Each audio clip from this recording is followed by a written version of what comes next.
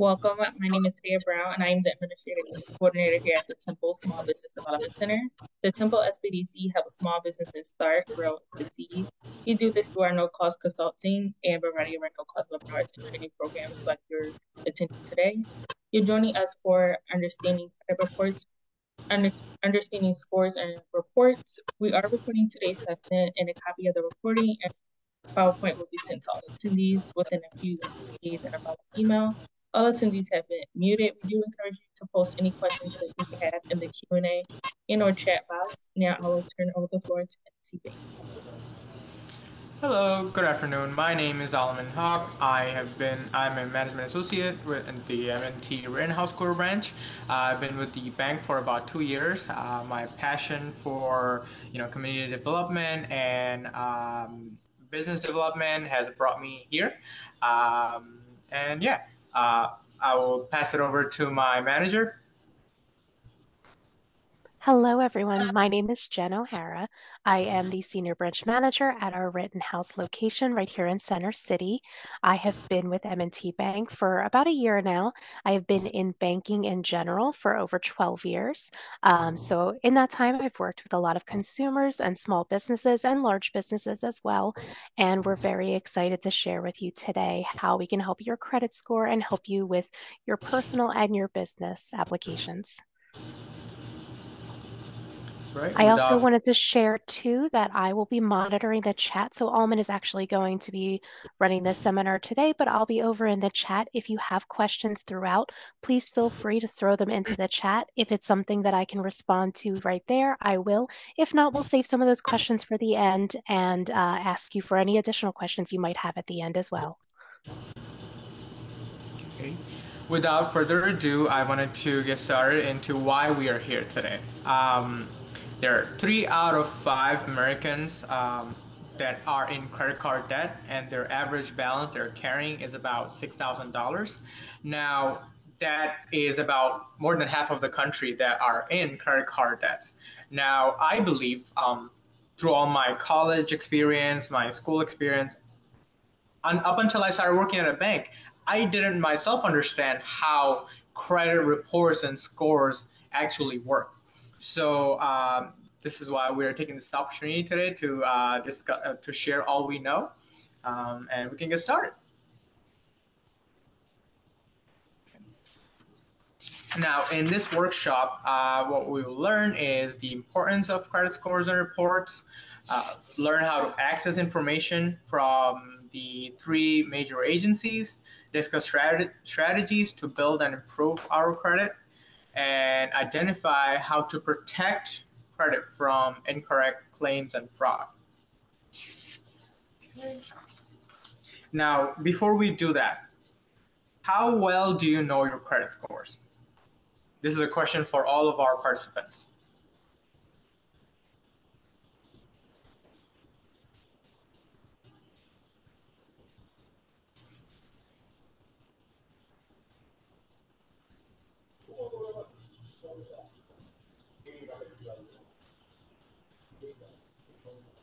You can feel free to answer and share your thoughts.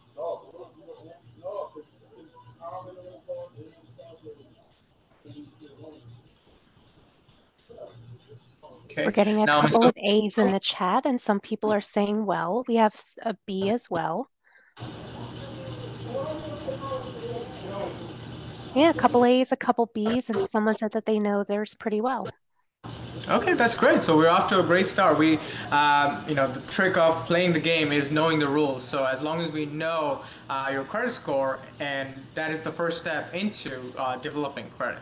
So before we get started, why credit scores are important, let's discuss what they actually are. So what is a credit score? A credit score is a statistical number that evaluates a consumer's worthiness, credit worthiness, and is based on your credit history. Credit scores influence the credit that's available to and the terms, interest rate, the lenders may offer. It is a vital part of credit health. When you apply for credit, whether for a credit card, an auto loan, or a business loan, lenders want to know what they would be taking, who would they want to lend out to. A credit score helps lenders evaluate a credit report by summarizing the credit risk at that point of time. It is important to understand that not every credit score offered for sale online is a FICO credit score. Now, a lot of people check, their scores via Credit Karma and everything. At the bank level, we follow 3 major credit bureaus, which we were coming up next. I will share with you all regarding what is the score. Now, the most widely used credit scores are FICO credit scores. The credit scores are created by Fair Isaac Corp, FICO, hence FICO, are calculated by solely on information on consumer credit reports maintained at credit reporting agencies. Now, some of you might say, what is a good credit score? Now, there is actually a tiers. Different institutions may have different criteria for those tiers, but usually from 800 to 850 is considered excellent credit score. 750 to 799 is considered very good. 700 to 749 is considered good. 650 to 699 considered fair. 600 to 649 considered poor, and 300 to 599 is considered very bad score. Now we can go on to the next page. Now here you can see how majority of the banks and financial institutions categorize their scores.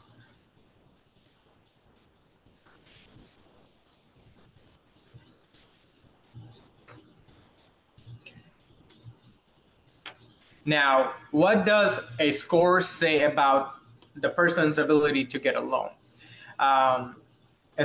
People with a score of 579 or below could probably use help to rebuild their credit history. A fair credit is between 580 to 699. In this range, it may be difficult to qualify for loans. If you do get a loan, it will have very high interest. A good credit score is between 670 to 739. If your credit is between 660 and 740, you may have blemishes on your credit report. You might be restricted and have higher than average interest rates on loans. A very good credit score is between 740 and 799. You'll qualify for most loans and will probably get a solid credit history with a few missed or late payments, or your credit history may simply be shorter. Exceptional credit is if your credit score is about 800, you have the strongest credit history, you'll qualify for the best loans, terms, and rates. Also, you'll qualify way faster than someone, let's say, with a good credit score rather than exceptional credit score.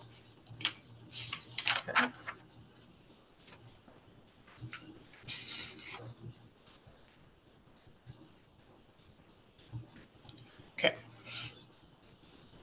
Many people, especially young people or people who have recently immigrated to this country, have no credit history.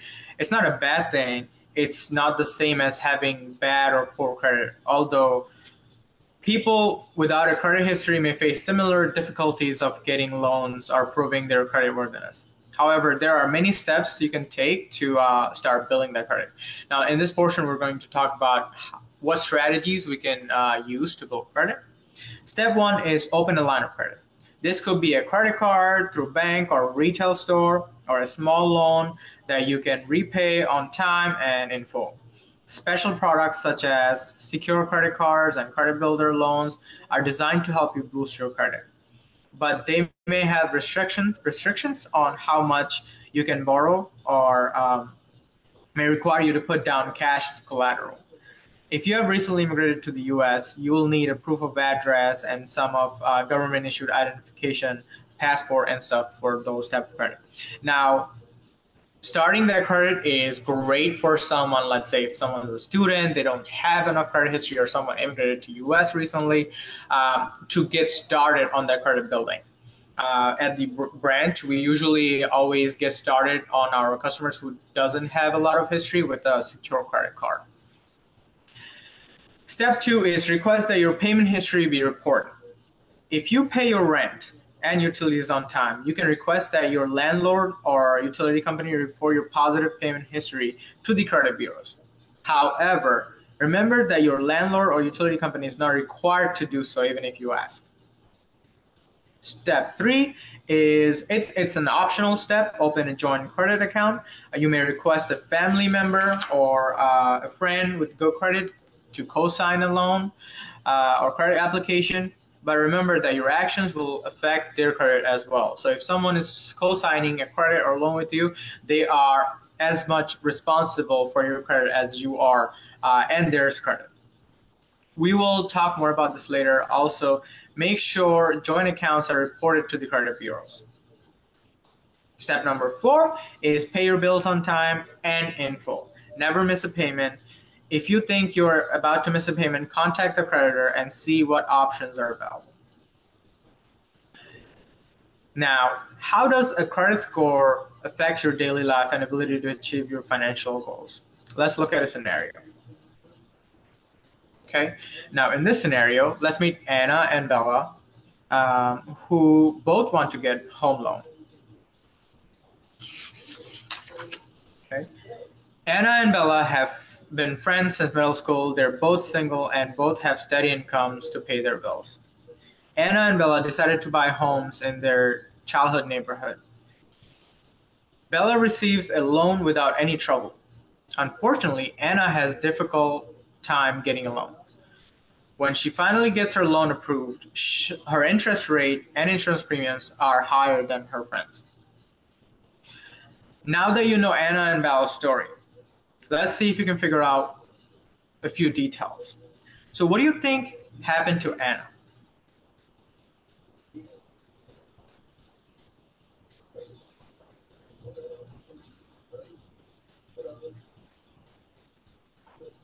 Feel free to type it into the chat and I'll relay it.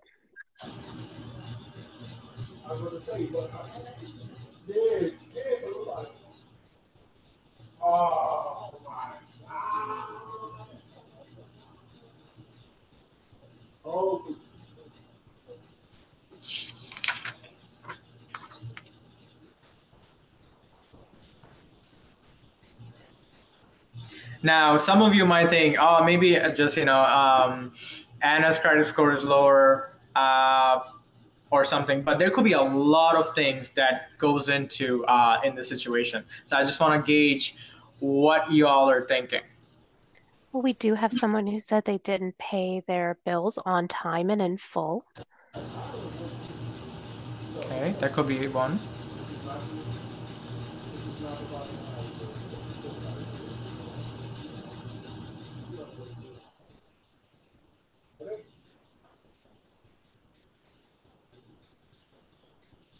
And also they could have no credit history. That could be another one.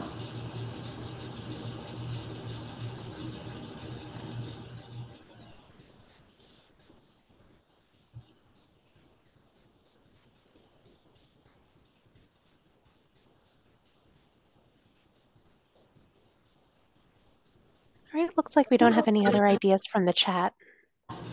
Okay, so there could be a number of things why Bella is approved much faster than Anna. Now, credit scores are not the only factors that lenders consider. Factors such as market, down payment amounts, maybe Anna's paying way less down payment than Bella. Loan terms, lender loan policies can influence the cost of loan. Still, experts and research show that one's credit score has a very large effect on the cost of the loan. As you've seen, credit scores can affect your ability to get a loan as well as your interest rates and insurance rates, but they can also affect your eligibility for a rental home, as many homeowners and property managers check credit scores before renting to people. So a credit score gives your history of how likely are you able to pay, even if you're going for a lease or a rent. Your credit score can have impact on many other areas of life as well, such as getting a car. Your credit score is taken into account when you apply for an auto loan, buy a car. it can also be difficult to qualify for a lease with poor credit. Late lease payments can negatively impact your credit. Setting up utilities and phone services with poor credit, it can be harder to set up an account with utility companies and internet and cell phone providers. Deposits may be required. Essentially, any persons or any organizations that you are seeking credit from may review your credit report to ensure that they're lending to a responsible borrower.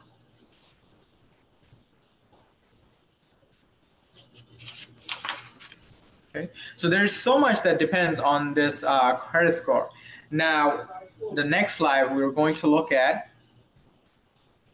who does the calculation for that for the credit score.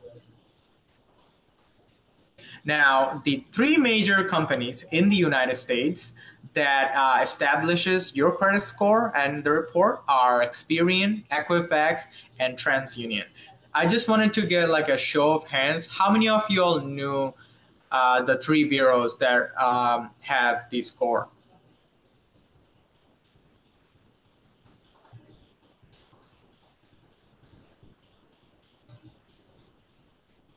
You can always throw a yes or a no in the chat if you would like.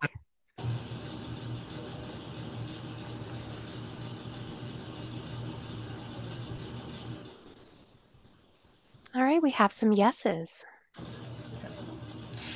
Now, I don't know if you can see, one I've heard from a lot of our customers that they use is Credit Karma. Now, Credit Karma is not here because it is not one of the biggest agencies that does the credit reporting. So the score you may see on Credit Karma might not be as accurate as you think they are.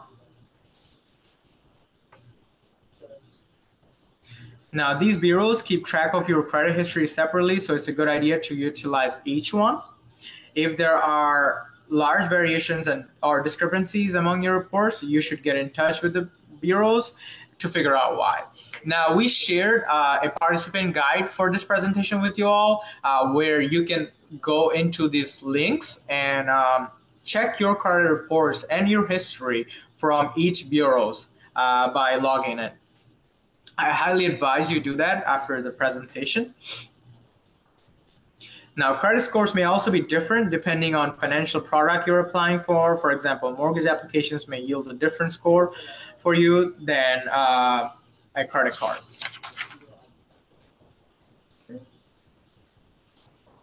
Now, how do you think credit scores are calculated? In the next poll, or you can type it on the chat. If you want to answer how generally credit bureaus figure out your scores.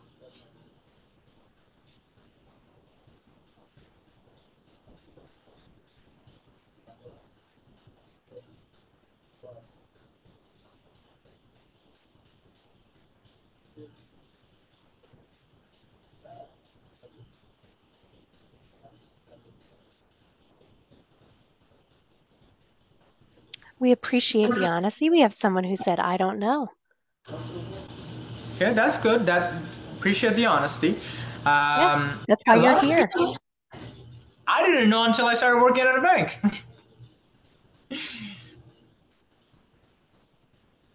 We have someone who said age of credit, regular payments, and amount of debt.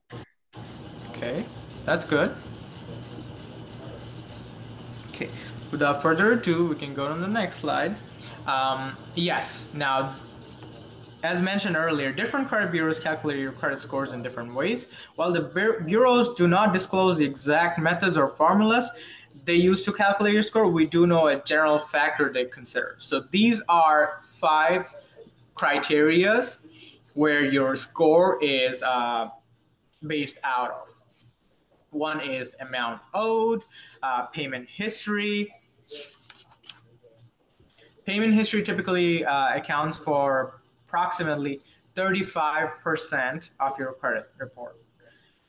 This primarily includes looking at whether you are not paying your bills on time. Do you always pay at least the minimum amount? If you do, then you're in good shape. If you make even one late payment, it will likely have a negative impact on your credit score. That's why it's so important that you always make your payment on time. Now, this payment history has 35% weight of your credit score, which is the biggest, which is the largest. Second one on the list is the amount owed, basically your revolving balance. Amounts owed typically account for approximately 30% of your credit score. This amount you owe depends on two major factors: how much actually owe on the credit card or loans. Owing money doesn't necessarily mean that you're a risk to lenders.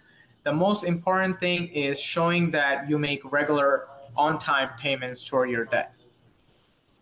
By the way, if you are an authorized user on a credit card or have authorized someone else on your credit card, their payment history will affect both individuals. So always keep in mind, before authorizing a user or being an authorized user, they will have to make payments on time as well. More on sharing credit will come later. What percentage of available credit you're using? Typically, people who are using less than 30% of their total available credit would have a lower risk to lender than people who are using 90% of your credit.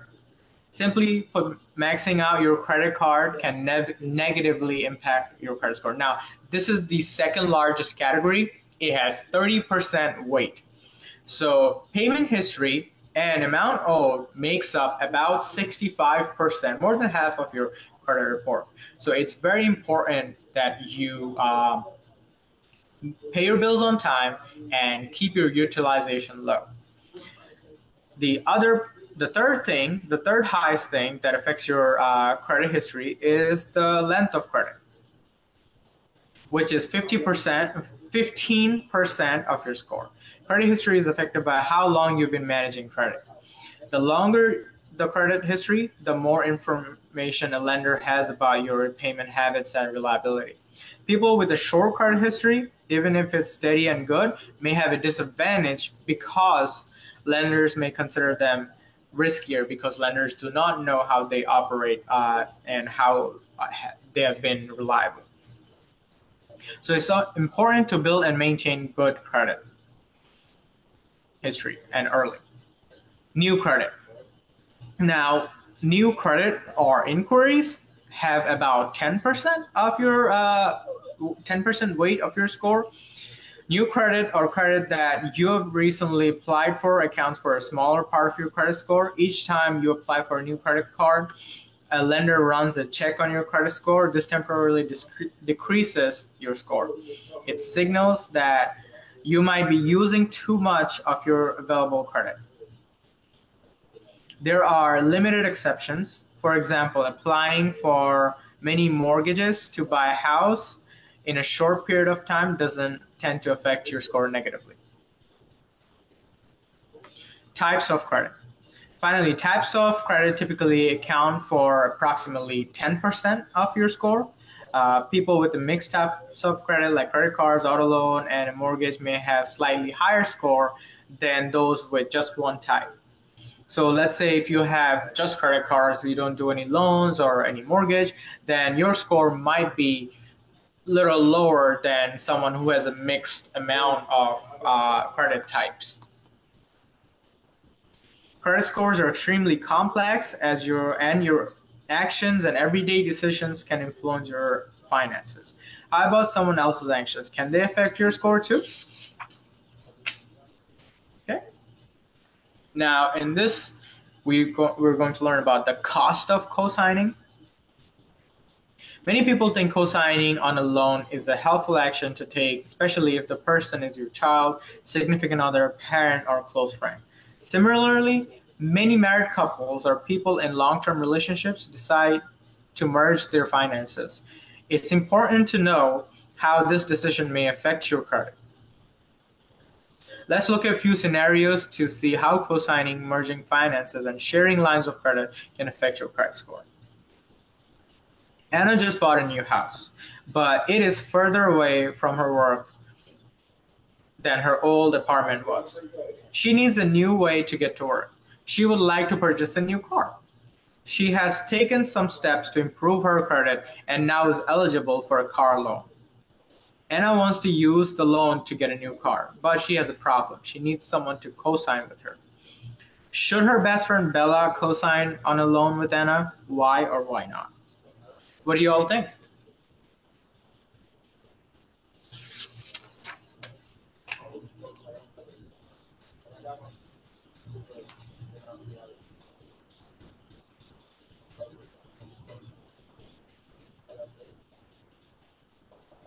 We have someone who says no.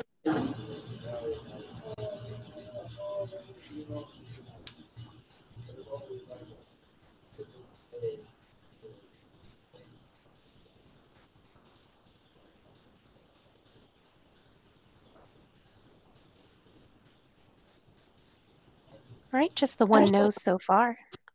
Okay.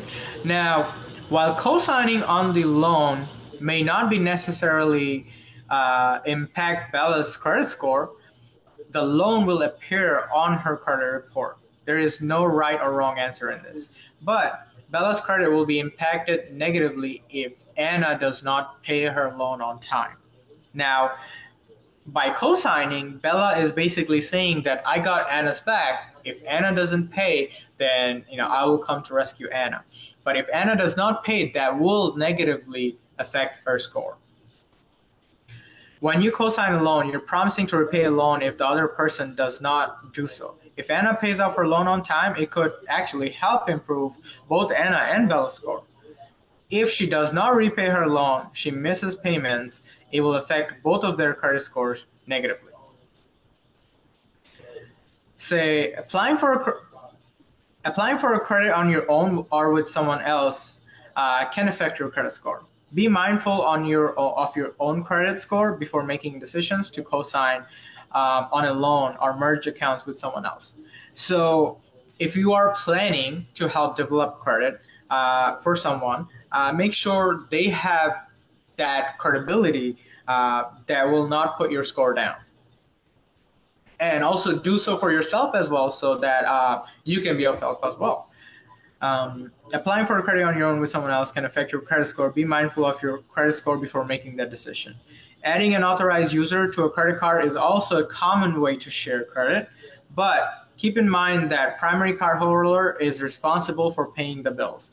If you both use card responsibly, it can increase both of your scores. However, adding an authorized user can be a risk to the primary cardholder if the authorized user overspends.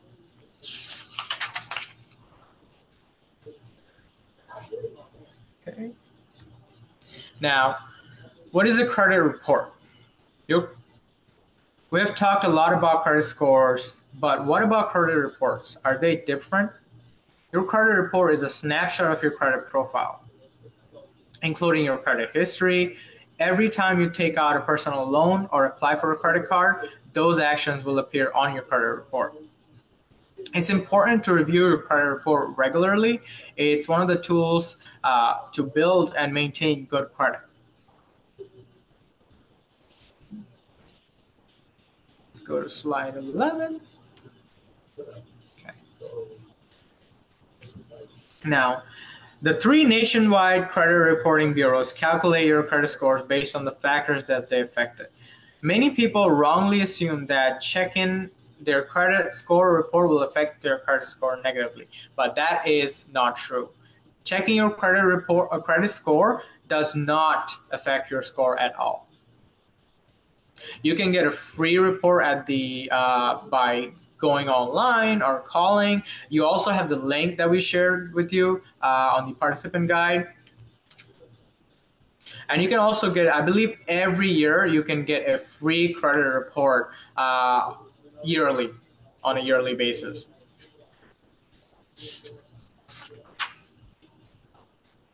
Keeping an eye on your credit report can help you in many ways. It can protect you from, and it can also help you from detecting fraud, maintain, or work toward getting better score.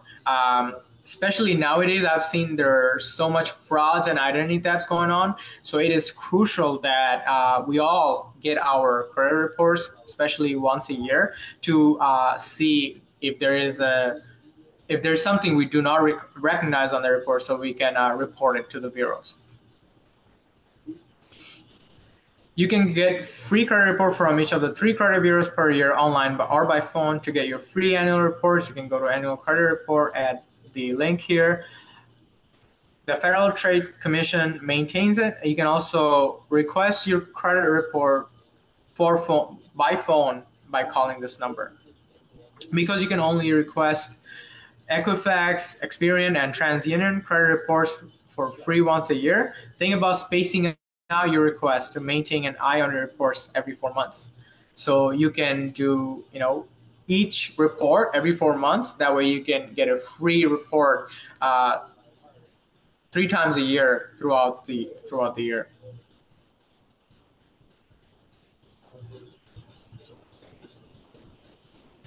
Now, let's say you receive your credit report and you're seeing everything looks right, but all of a sudden you notice something that you did not do. Like there's an open credit that you did not open, or there's an increase that you did not approve of.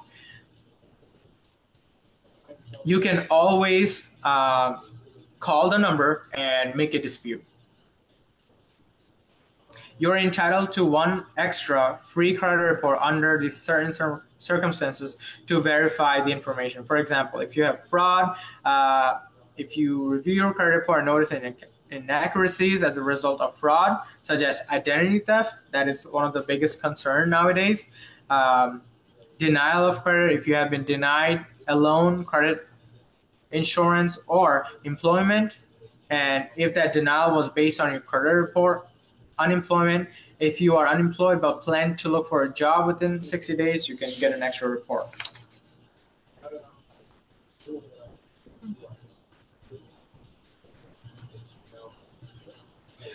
Now that we know more about credit reports, let's find out how to get your credit score.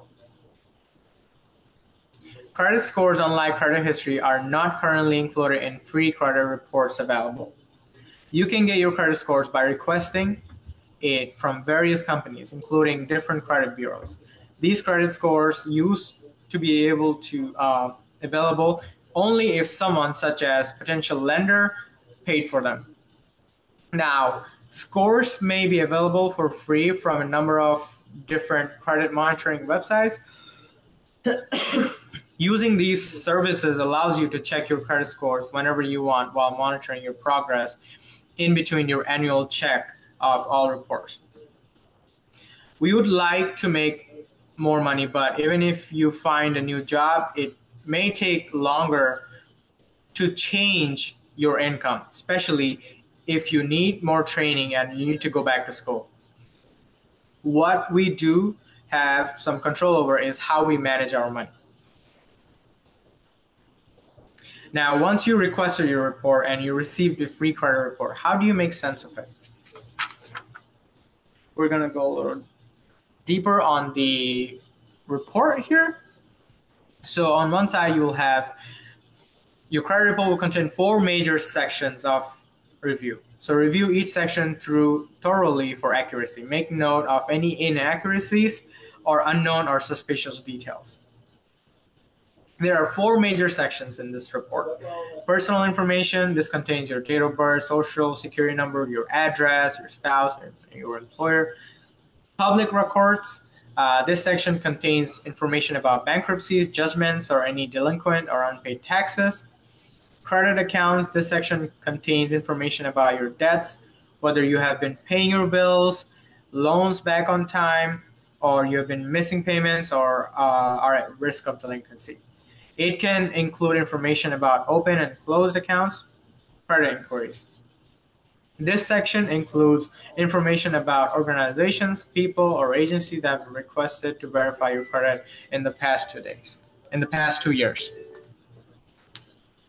This information, there are more information that won't be included, such as medical information, information about your religion, race, or gender, information about your checking savings accounts, information about your debit and prepaid cards, private loans, you have received from beneficiaries, friends, and family.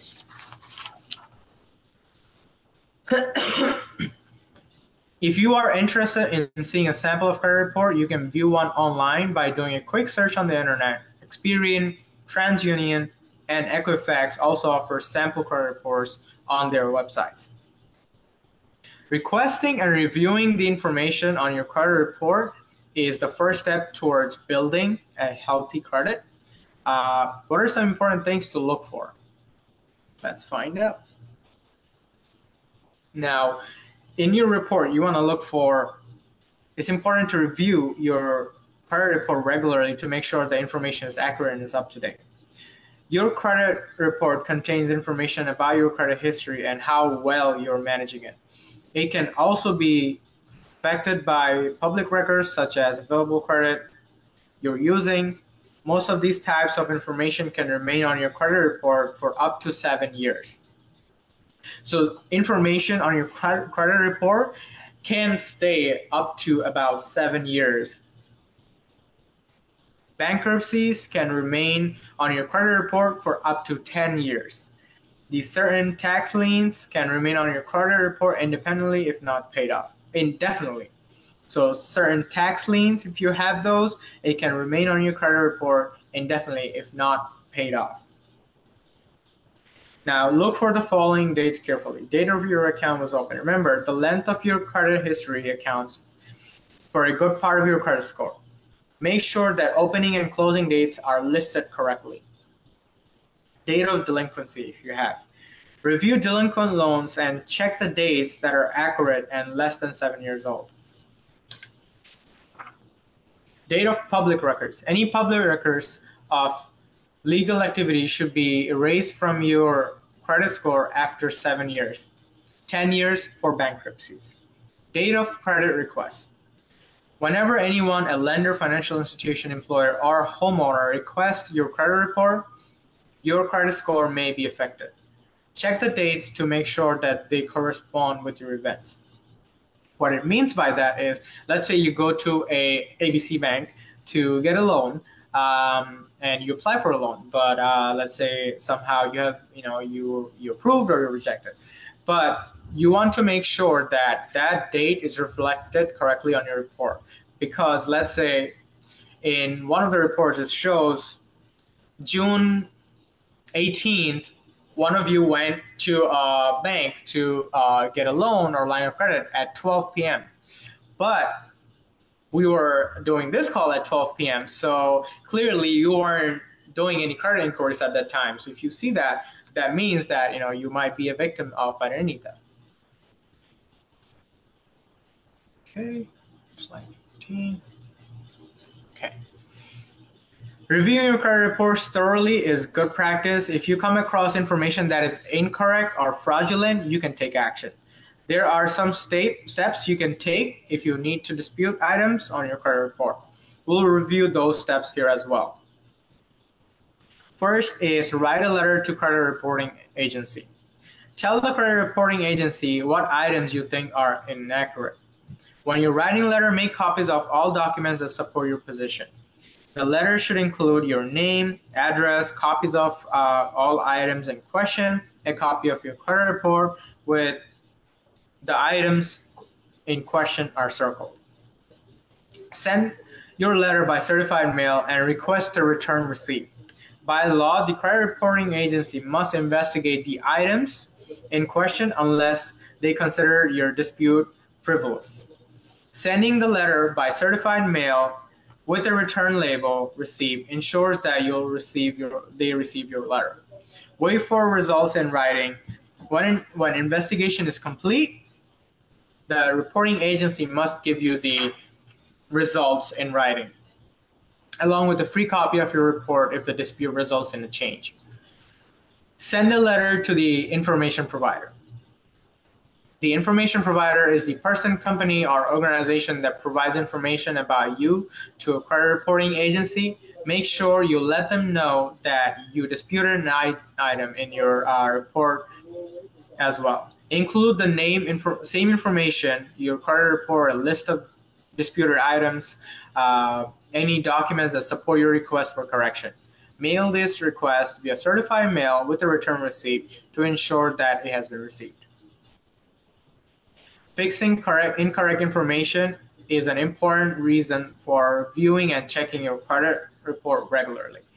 But what happens if you have experienced an unexpected life event such as loss of a job or an expensive medical issue or divorce, or you find yourself in debt?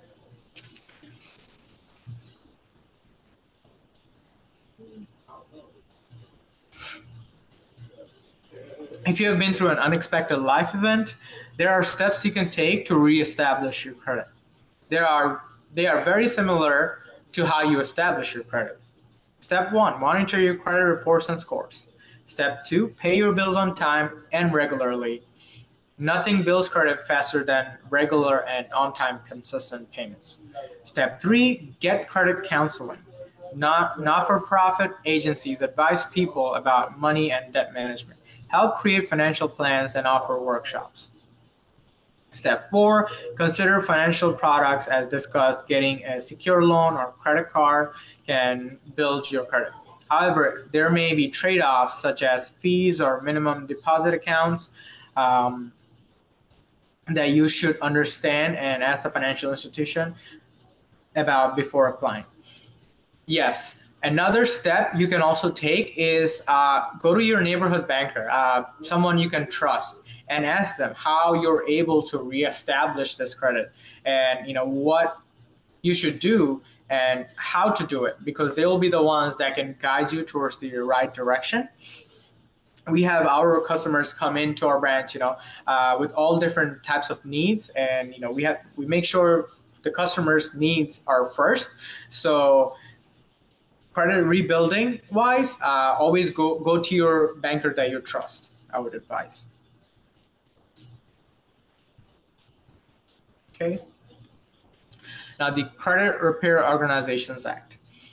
The Credit Repair Organization Act helps protect your rights, including preventing credit repair organizations from engaging in deceptive practices such as false advertisement that can cause you harm. In other words, credit repair organizations may not overpromise, for example, to delete all bad credit regardless of whether it is legitimate debt or you have a court, or that you have the court. Also, credit repair services cannot demand advance payment, must put contracts in writing, and must offer consumers contract cancellation rights. In the next session, you will identify potential scams for credit repair companies. It's important that we understand how to refrain from those credit repair scams, because they can overpromise a lot of things, but as you have already went through the report, certain things stay on your report for a certain amount of time. Okay, next. Okay. Let's return to Anna. She's trying to rebuild her credit, but is having trouble keeping up with her credit card payments. She researched several credit repair companies. Let's see if we can help her recognize good from the bad. Anna is trying to rebuild her credit, but is having trouble keeping up with the credit card payments. Anna researches several credit repair companies. The first company promises to remove bad credit information from Anna's report. All she has to do is pay up an upfront fee. Anna is worried about her bad debts, but the company assures her that it can scrub all negative information from her report. The company also advises Anna not to contact credit bureaus directly, since doing so will negatively affect the company's efforts. How many red flags did you catch in this scenario? This is a question for everyone. Did you guys see any red flags in this scenario?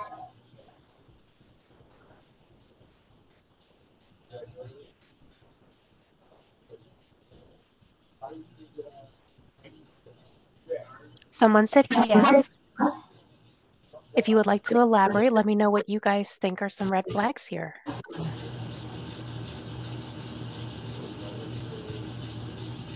They said don't contact bureau directly. Yep, that is one of the biggest red flags in this.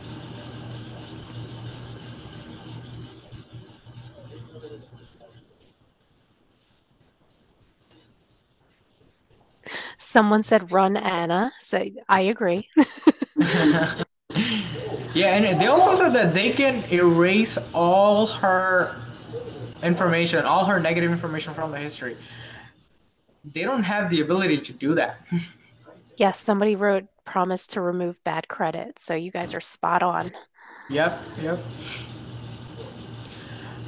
The company that Anna found in her research promised to remove bad credit information from her credit report and required her to pay fees to remove bad credit. Should she do it? I would agree with all of you. No, she shouldn't.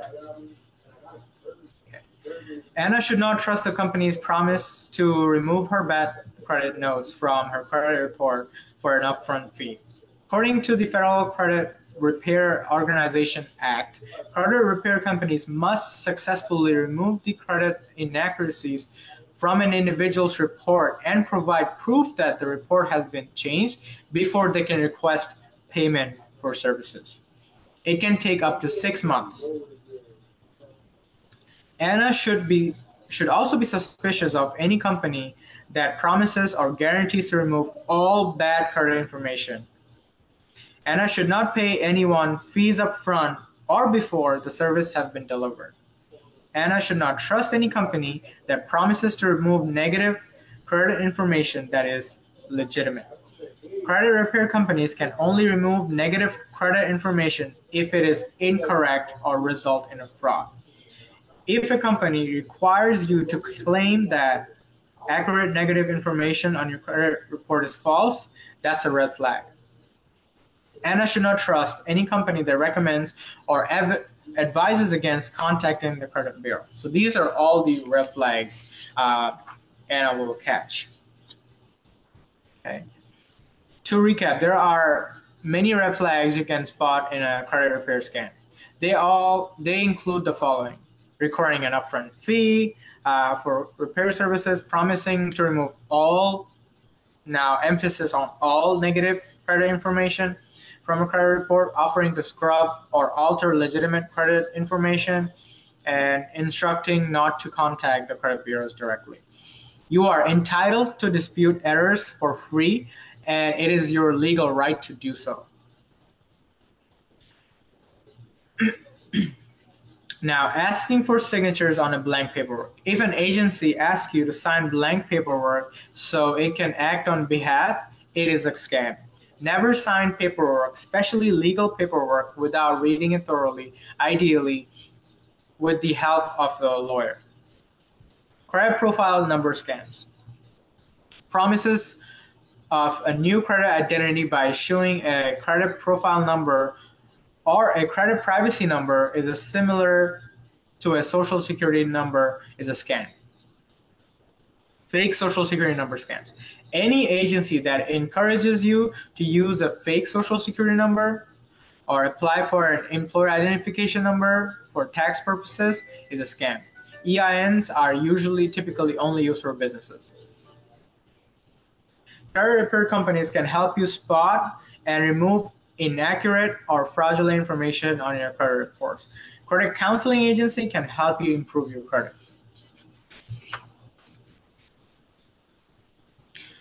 And just keep in mind, if it's fast and sounds too good to be true, it probably is.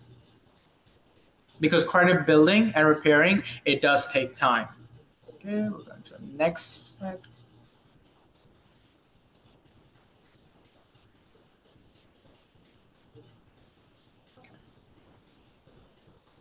If your credit report is poor, you may consider taking advantage of credit counseling services.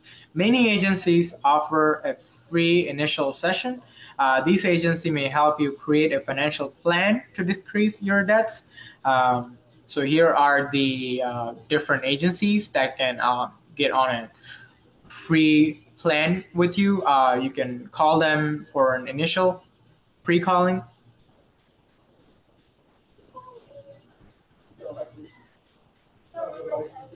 if you choose to use credit counseling agencies, look for agencies accredited with either National Foundation for Credit Counseling or Financial Coaching Association of America. Look for services such as better money management techniques, debt reduction strategies, and financial plan development. And get information about their services and possible fees before paying anything or providing any private information.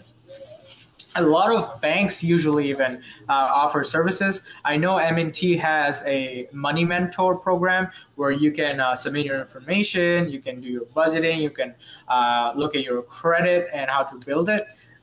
So that is also service a lot of banks usually offer as well. What other steps can we use? Can we do to improve our credit? So let's go next. Okay. So here are some strategies you can use to improve your credit. Use less than 30% of your available credit. Do not max out on your credit cards. Pay your bills on time. Pay off your credit card bills each month in full if possible. Pay off your loans on time. Do not apply for multiple loans and credit cards at the same time. Make a financial plan or a debt management plan to reduce debt. We went over in the last class the snowball method and the avalanche method. Maybe if pay off the lowest interest bearing, the highest interest bearing debt faster, or pay off the lowest amount faster. Create and follow monthly budget and review your credit report for accuracy.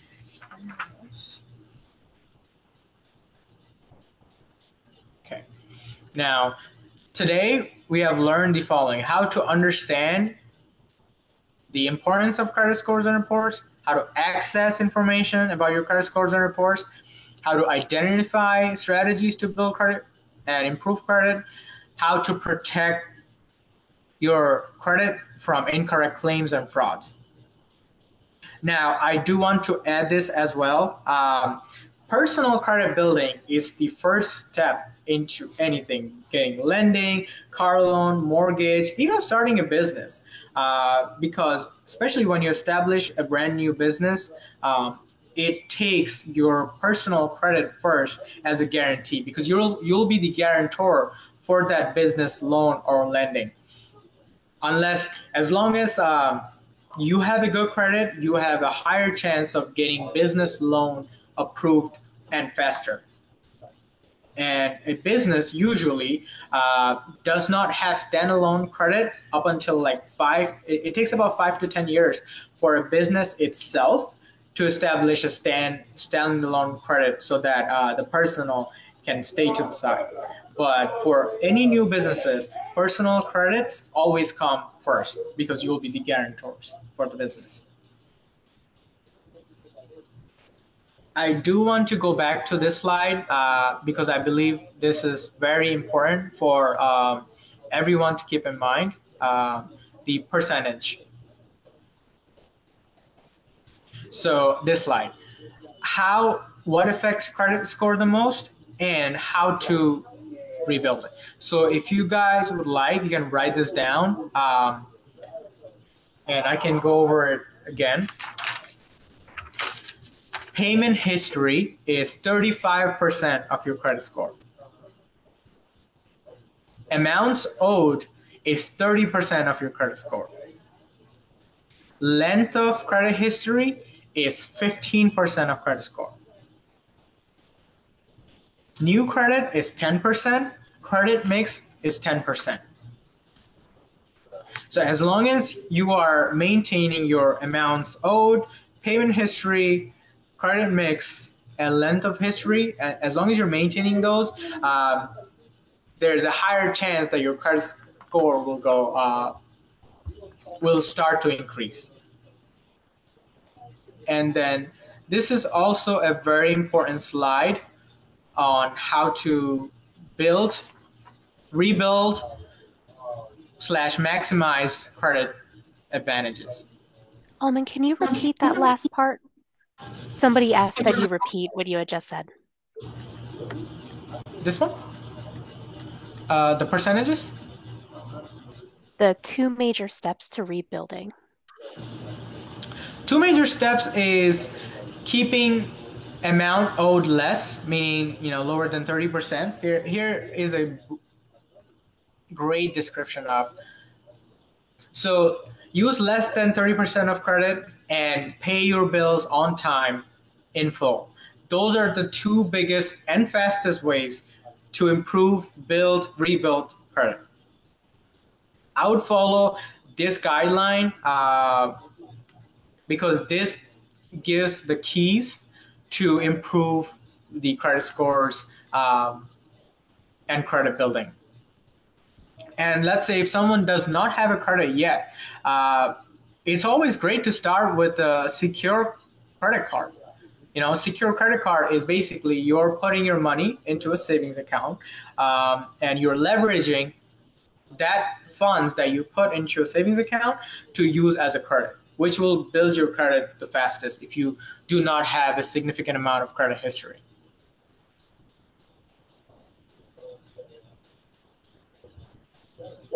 Does anyone have any? We do have a couple questions in the chat. So the first one is, to get business loans, what score range would you need? I don't know if you can go back, Alman, to the score ranges and their gradings, that slide.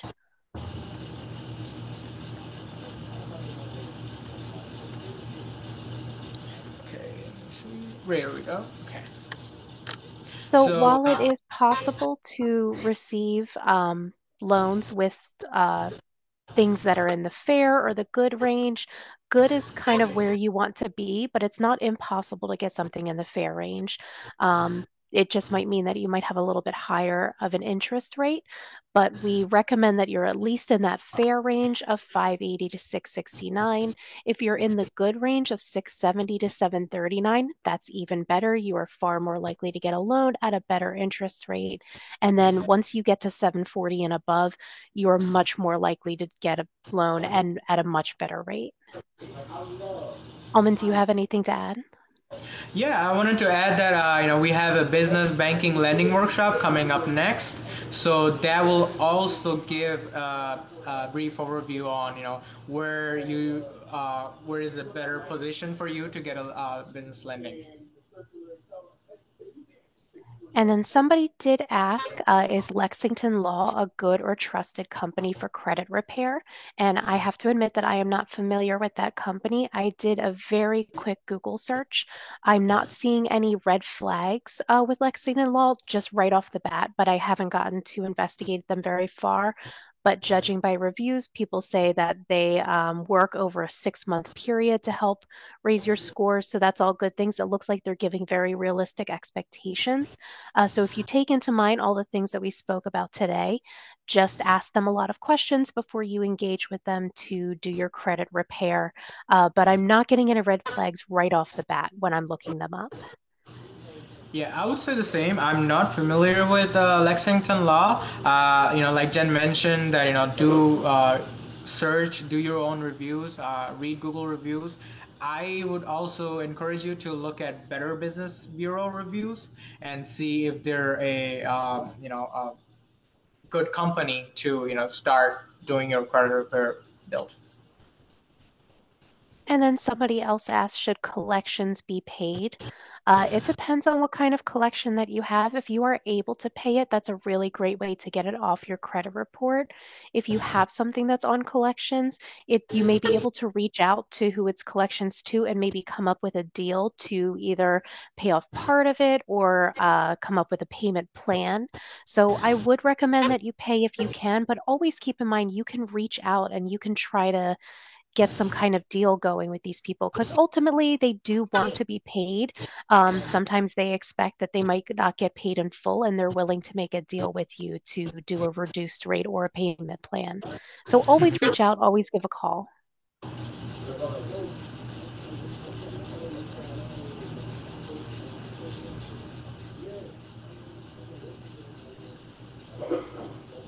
And does anyone else have any last questions? I think we covered everything in the chat that I saw so far, but please let me know if you have any additional questions.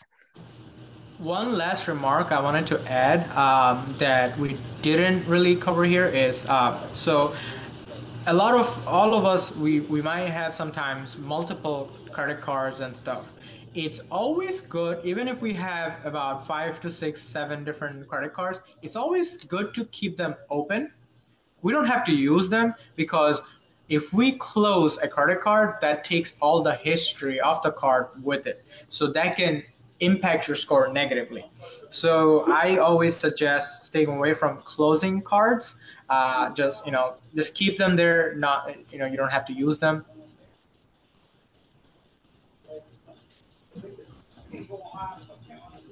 And it doesn't look like we have any additional questions. Thank you so much for everyone who participated in the chat and answered and asked their questions. Thank you so much. Yeah, thank you so much, everyone. And remember, take advantage of the credit. Don't let the credit take advantage of you. Thank you everyone for joining this afternoon. Thank you, Amit and Jennifer, for presenting. There is a survey that will also be attached in the follow-up email that will go out to all attendees. You will receive the survey recording and slide deck, as well as the handout. If you have any questions, please feel free to contact us at sbdc@temple.edu. And I hope you enjoy the rest of your day. Yep. Thank you all. Thank you.